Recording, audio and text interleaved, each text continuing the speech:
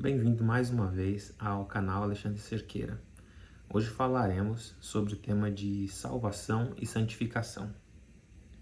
Muitas vezes, quando se coloca a questão de salvação pelas obras, eu percebo uma ênfase muito grande no sentido de que se você está sendo salvo, se você é salvo por Cristo e salvo pela graça, as obras não importam mais.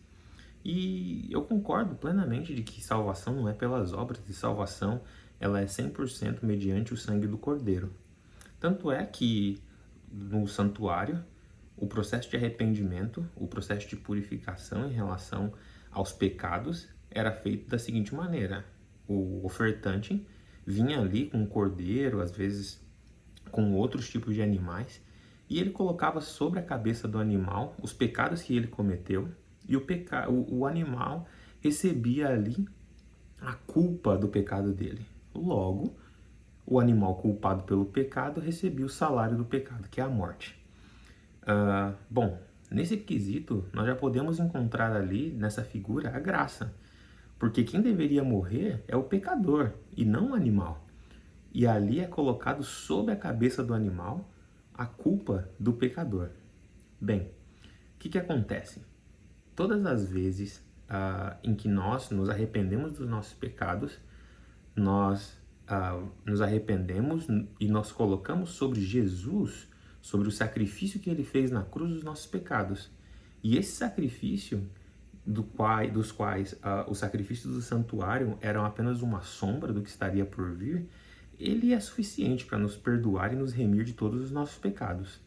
O processo de salvação, ele vem mediante essa entrega, ele vem mediante nós colocarmos nossos pecados, nós colocarmos nosso coração, nossas vontades nas mãos de Cristo, nos arrependemos de tudo aquilo que é ruim que fizemos, e esse ruim que fizemos, ele acaba indo para Jesus, que mediante o seu sacrifício acaba recebendo esses pecados, e pelo seu sangue nós somos purificados.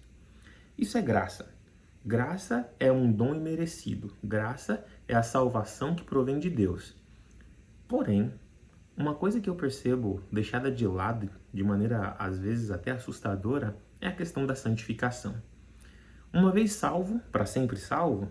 Não necessariamente. Devemos cuidar para não perdermos a nossa salvação, diz o apóstolo Pedro. O que quer dizer isso? É que depois do processo de salvação executado e a purificação dos pecados mediante o sangue de Jesus, que é um dom imerecido, nós temos o processo de santificação. Bem, um ponto a ser colocado é que o sacrifício de Jesus, ele não nos limpa apenas das nossas obras, mas ele também nos purifica da nossa natureza pecaminosa, porque em pecado nos concebeu a nossa mãe. E por conta disso, o fato de sermos pecadores por natureza, o sacrifício de Jesus também é suficiente para nos purificar de tudo isso. Nada disso depende de nós. Obviamente que o livre-arbítrio e a escolha de irmos de volta a Jesus, de nos convertermos, de nos virarmos de volta a Cristo, ele exige de nós um processo ativo da nossa vontade.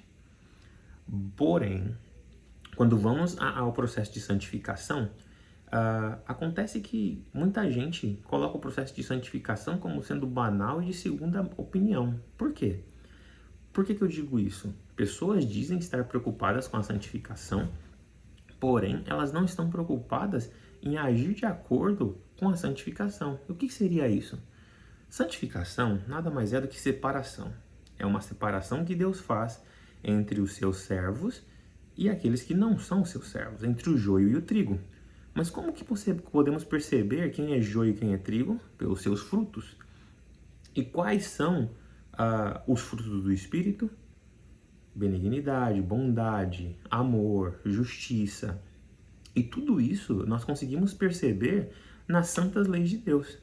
A forma de percebermos como o processo de santificação está acontecendo nas nossas vidas é mediante a nossa guarda dos mandamentos.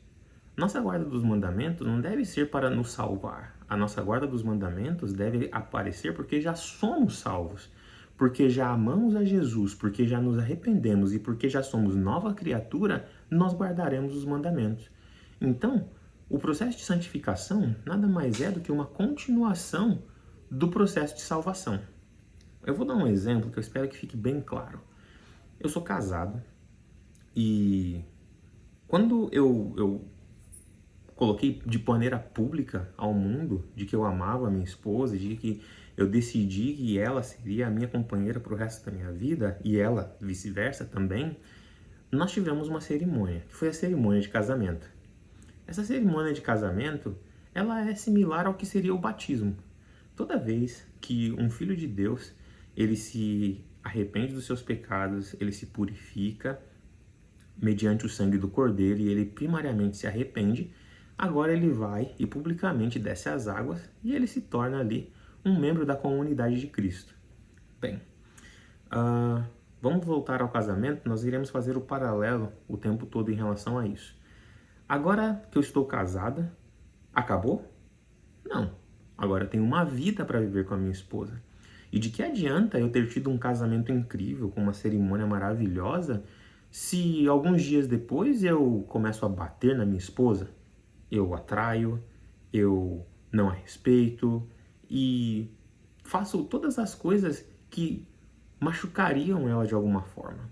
Bem, a minha cerimônia não valeu de nada. Por quê? Porque eu não estou vivendo de acordo com os votos colocados naquela cerimônia. Da mesma forma, acontece o processo de salvação e santificação. Uma vez salvo, se eu não viver de acordo com os votos feitos no processo de purificação, que é me afastar dos pecados, que é me aproximar do caráter de Cristo, me aproximar do caráter de Deus, de nada valeu. E eu perco a minha salvação porque eu não estou vivendo de acordo com ela. Bem, vamos dizer agora que se passou um ano do meu casamento e depois desse ano de casado, nós temos ali o aniversário de casamento, que normalmente é colocada uma grande importância nisso. E essa importância é válida desde que esse ano tenha sido um ano onde nós tivemos um bom casamento. Porque o que adianta eu ter feito tudo que eu disse anteriormente para machucar, para ferir a minha esposa e naquele único dia nós termos ali um dia maravilhoso? Esse dia vai ser falso. Da mesma forma que nós temos o dia que é o aniversário de casamento, que é a coroação daquele ano de um relacionamento intenso de amor que eu tive com ela, da mesma forma temos o sábado, que é um marco no tempo do amor que sentimos por Cristo. No sábado nós reconhecemos a Deus como o nosso Criador, como o nosso mantenedor e colocamos nas mãos dele todo o nosso viver, todo o nosso entender, todo o nosso pensar, o querer e o agir. No sábado é o dia que nós comemoramos os 6 dias que nós tivemos de amor com Cristo.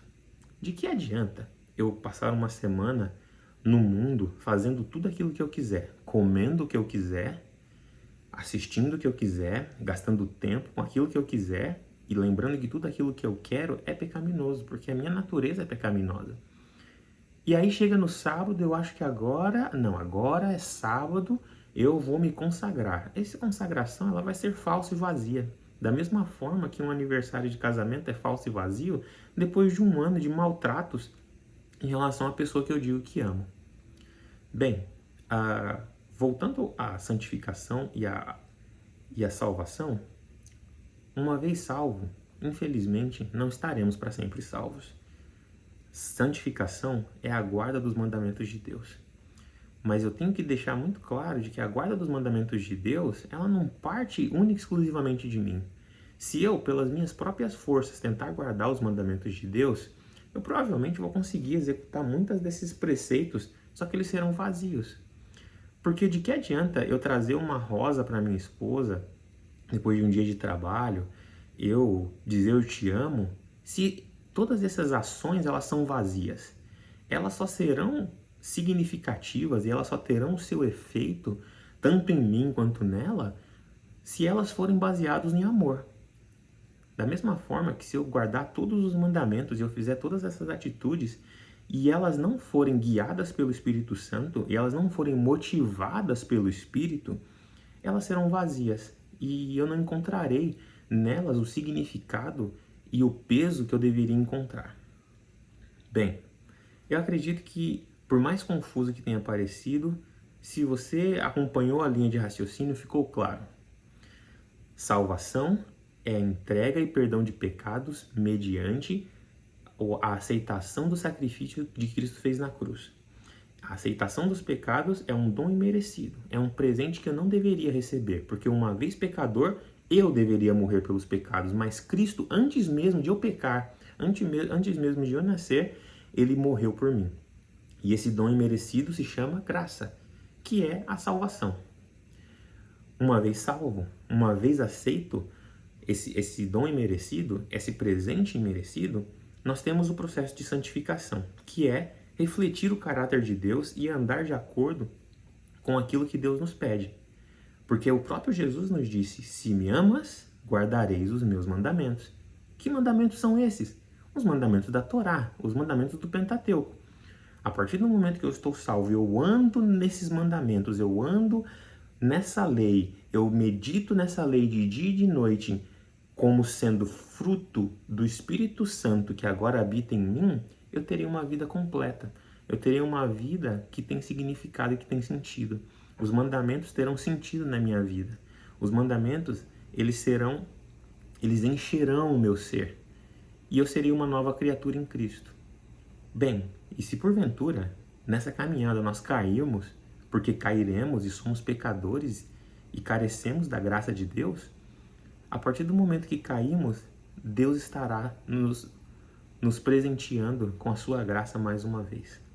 E que a cada dia, que a cada momento, nós estejamos voluntariamente, por meio do derramamento do Espírito Santo, nos rendendo a Cristo e nos rendendo a sua graça, e que nós tentemos, pela força de Cristo, executar a vontade dele na nossa vida e que o seu caráter seja revelado na nossa vida. Eu espero ter sido claro e eu espero que essa mensagem tenha feito alguma diferença na sua vida. Que o Eterno te abençoe e te guarde. E te vejo na próxima.